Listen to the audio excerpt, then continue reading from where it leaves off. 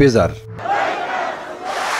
লেবাননের সশস্ত্র গোষ্ঠী হিজবুল্লাহ সদস্যরা সেলফোনের বিকল্প হিসেবে এটি ব্যবহার করেন। ইরান ও হামাস সমর্থক এই গোষ্ঠীর বাইরেও কিছু বেসামরিক ব্যক্তিও আছেন ব্যবহারকারী তালিকায়। লেবাননে দুপুর গড়িয়ে বিকেল হতে চলেছে। স্থানীয় সময় বিকাল 3:30টার মতো। পেজার যন্ত্রগুলো হঠাৎ গরম হয়ে ওঠে এবং একসাথে বিস্ফোরিত হয়। শোনা যায় পেজারগুলো ভাইব্রেট করা শুরু করে। সেটা থামানোর জন্য কোনো বাটন চাপতেই বিস্ফোরিত হয়। অর্থাৎ পেজারগুলোতে দূর থেকে নিয়ন্ত্রিত ছোট বিস্ফোরক ছিল। এই ঘটনায় অন্তত 12 জন প্রাণ হারিয়েছেন, যাদের মধ্যে 2 জন শিশুও রয়েছে। আহতের সংখ্যা অনেক বড়, প্রায় 3000। আহতদের বেশিরভাগের মুখ, হাত এবং পেটের আশেপাশে ক্ষত হয়েছে। এই ঘটনার পেছনে ইসরায়েল দায়ী। হিজবুল্লাহ এবং লেবানন সরকার উভয়ই ইসরায়েলকে সরাসরি অভিযুক্ত করেছে।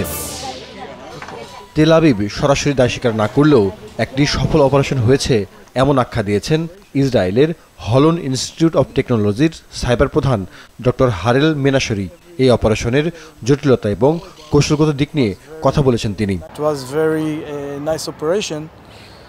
Of course, the organizations that made this operation have a lot of abilities, have very, very good intelligence and operation abilities, and it show deep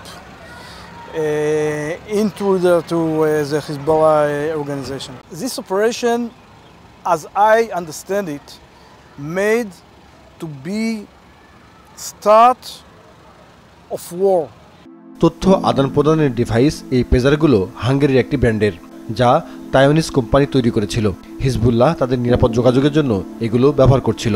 তবে এই হামলা তাদের যোগাযোগ ব্যবস্থার দুর্বলতাগুলো প্রকাশ করেছে।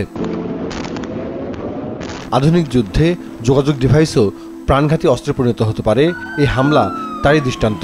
ফলে হিজবুল্লাহকে তাদের অভ্যন্তরীণ যোগাযোগ এবং নিরাপত্তা ব্যবস্থা পুনর্বিবেচনা করতে বাধ্য করবে। জাহিদুর রহমান, মাছরাঙা নিউজ ডেস্ক।